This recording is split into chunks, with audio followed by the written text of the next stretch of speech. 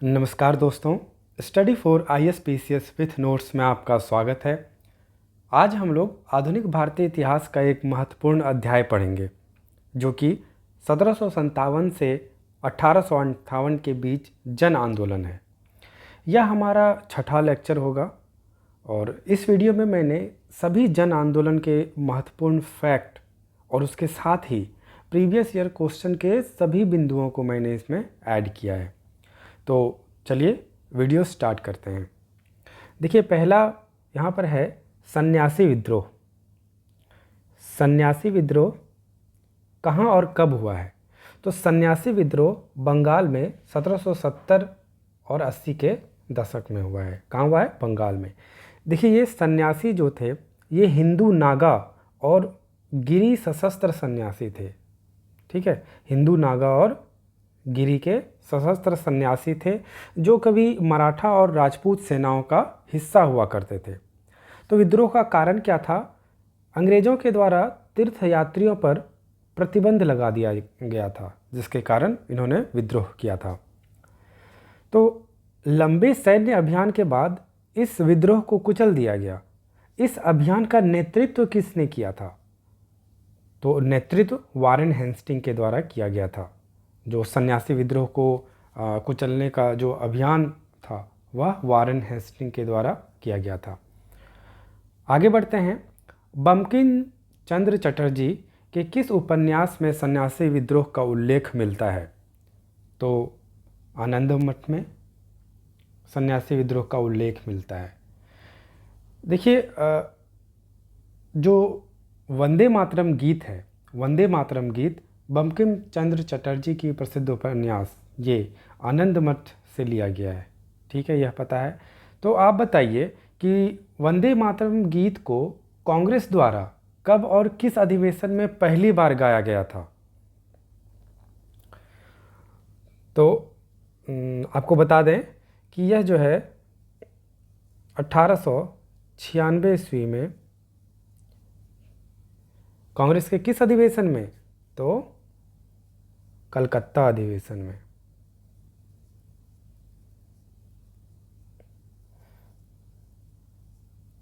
कलकत्ता अधिवेशन में पहली बार वंदे मातरम गीत को कांग्रेस के द्वारा गाया गया था। ठीक है, आगे बढ़ते हैं। फ़कीर आंदोलन। फ़कीर आंदोलन 1776-77 में शुरू हुआ। यह घुमक्कड़ मुसलमान धार्मिक फ़कीरों का गुट था जो अंग्रेज़ शासन का विरोध करते हुए जमींदारों और किसानों से धन वसूल करते थे। इस आंदोलन के मुख्य नेता कौन थे? इस आंदोलन के मुख्य नेता मजनूम शाह थे। ठीक है, और ये जो घुमक्कड़ मुसलमान थे वह कहाँ के थे? बंगाल के थे। चिराग अली शाह, भवानी पाठक और देवी चौधरानी किस आंदोलन से जुड़ी हुई थी? तो फ़कीर आंदोलन से जुड़ी हुई थी। तो फ़कीर आंदोलन से कौन कौन थे? यह नाम बहुत महत्वपूर्ण है तो आपको ध्यान रखना है। चिराग अली शाह, भवानी पाठक और देवी चौधरानी, ये फ़कीर आंदोलन से संबंधित हैं। पागलपंथी विद्रोह भारत के किस क्षेत्र में सक्रिय हुआ? तो यह उत्तर पूर्वी क्षेत्र में सक्रिय हुआ है। तो ये पागलपंथी जो है एक धार्मिक पंथ था जो कि उत्तर पूर्वी भारत में यह प्रभावी था। ठीक है, और ये जो है मुख्यतः जमींदारों पर आक्रमण करते थे। ठीक है, जमींदारों पर आक्रमण क्यों करते थे? क्योंकि ये अंग्रेज़ों के द्वारा जो भू राजस्व और प्रशासनिक व्यवस्था था उनसे काफ़ी असंतुष्ट थे। ठीक है, आगे बढ़ते हैं। पागलपंथी विद्रोह का नेतृत्व किसने किया? तो नेतृत्व किया करम शाह एवं टीपू शाह ने। देखिए, किसी भी विद्रोह का 3-4 चीज़ महत्वपूर्ण हो जाता है कि नेतृत्व किसने किया, कारण क्या था और जो विद्रोह करने वाले थे वो कौन थे। यही 3-4 चीज़ें महत्वपूर्ण होती हैं। बहावी आंदोलन एक मुस्लिम सुधारवादी आंदोलन था जिसके संस्थापक अब्दुल शाह बहाव थे। ठीक है, इस आंदोलन को किसके कारण भारत में लोकप्रियता मिली? तो भारत में लोकप्रियता मिली सैयद अहमद शाह ठीक है, सैयद अहमद राय बरेलवी। ठीक है, सैयद अहमद राय बरेलवी। तो इनके जो संस्थापक थे, इसके संस्थापक तो थे अब्दुल सा बहाव, लेकिन भारत में से लोकप्रियता मिली है सैयद अहमद राय बरेलवी से। सैयद ने पेशावर पर 1830 में कुछ समय के लिए अधिकार कर लिया और अपने नाम के सिक्के चलवाए, लेकिन 1831 में इनकी मृत्यु हो गई। फिर सैयद अहमद की मृत्यु के बाद इस आंदोलन का मुख्य केंद्र कहाँ बना? तो इस आंदोलन का मुख्य केंद्र पटना बना। तो आपको बता दें कि पटना में जो नेतृत्व किया गया था बहावी आंदोलन का, उनमें मौलवी कासिम, विलायत अली, इनायत अली और अहमदुल्ला थे। तो आपको क्वेश्चन पूछ सकता है कि निम्नलिखित में से कौन जो है बहावी आंदोलन से संबंधित हैं या संबंधित नहीं हैं, इस तरह से क्वेश्चन पूछा जा सकता है। तो यह सारे नाम आपको ध्यान रखना है, ये याद रखना है ये, क्योंकि क्वेश्चन पूछा जा सकता है कि इनमें से कौन नहीं है। ठीक है, आगे बढ़ते हैं। बहावी आंदोलन का चरित्र सांप्रदायिक था, लेकिन इन्होंने हिंदुओं का कभी विरोध नहीं किया। यह आंदोलन किस लक्ष्य से प्रेरित था? तो यह आंदोलन भारत को अंग्रेजी शासन से मुक्त कराने और मुस्लिम राज्य की स्थापना के लक्ष्य से प्रेरित था। आगे बढ़ते हैं। फरैजी आंदोलन, जिसे फराजी आंदोलन भी कहा जाता है, फराजी आंदोलन के तहत सामंती अत्याचारों का सामना करने के लिए पहली बार बंगाल के किसानों को संगठित किया गया। यह आंदोलन फरीदपुर, जो कि आधुनिक बांग्लादेश में है, फरीदपुर में 1804 में किसके नेतृत्व में आरंभ हुआ है?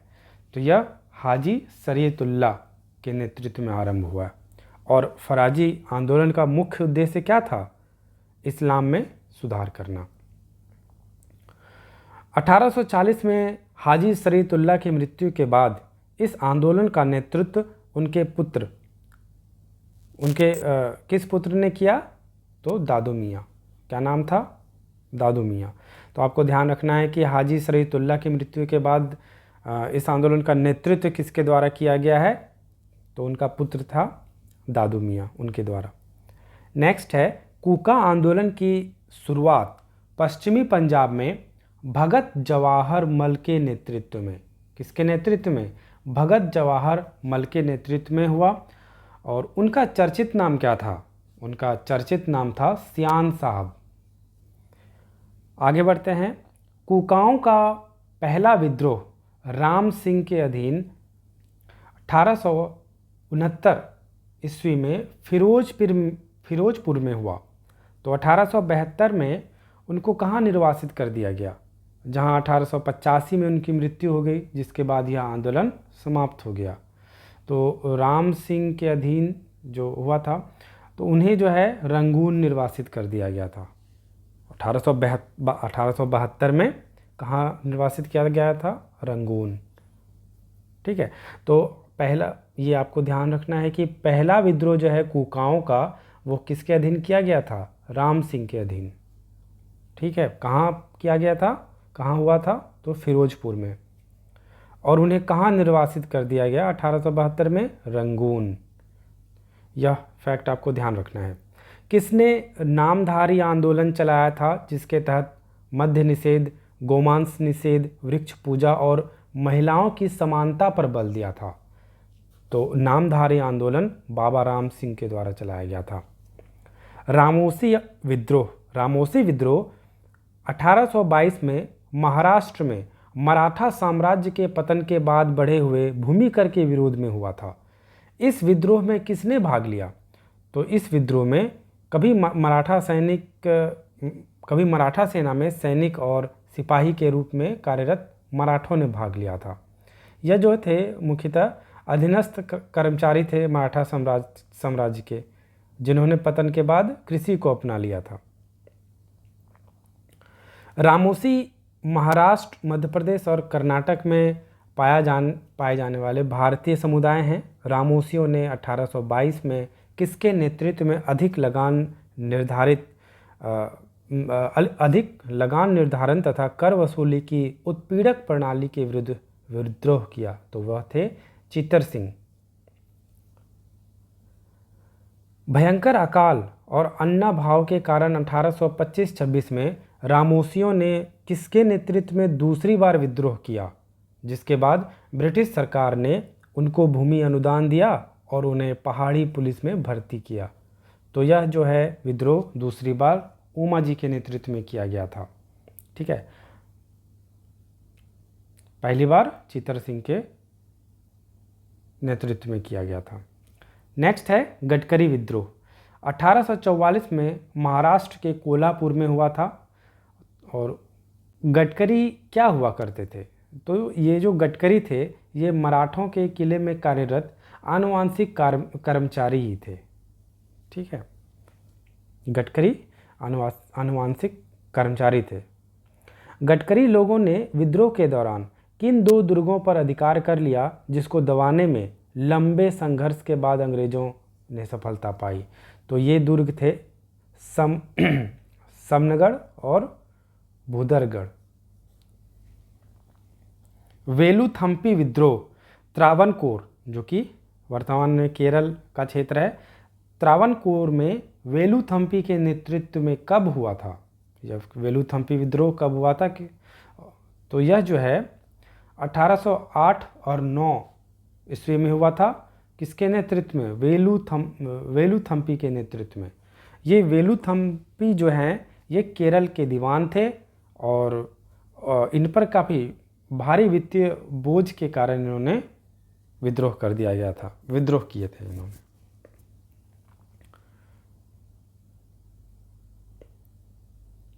गोली से मर जाने के बावजूद वेलुथम्पी को अंग्रेजी सेना ने सार्वजनिक रूप से फांसी लटका दिया। इस विद्रोह का किस बटालियन ने समर्थन दिया था? तो नायर बटालियन ने।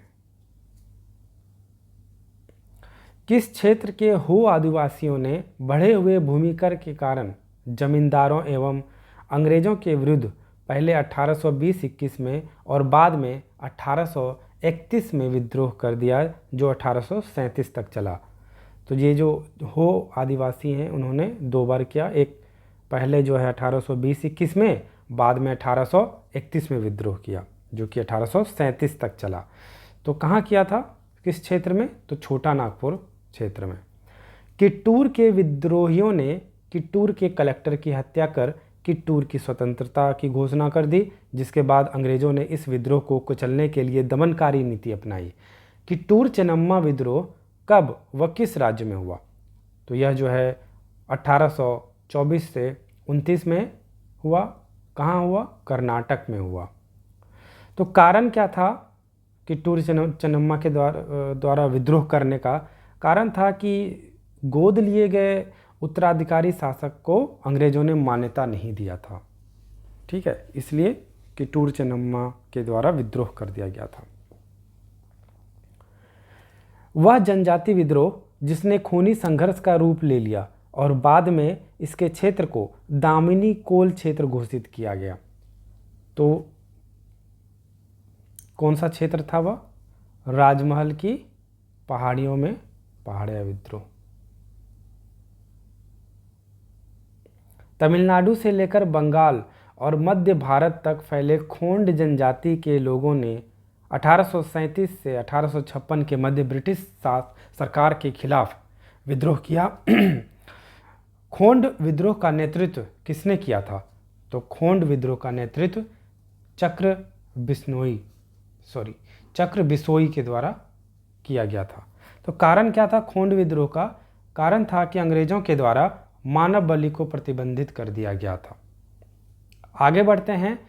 सिद्धू और कान्हू के नेतृत्व में संथाल आदिवासियों का विद्रोह 1855-56 में हुआ। यह किन किन क्षेत्रों में फैला? यह जो है भागलपुर से राजमहल तक फैला। वर्तमान में अभी ये भागलपुर बिहार में है और राजमहल झारखंड में है।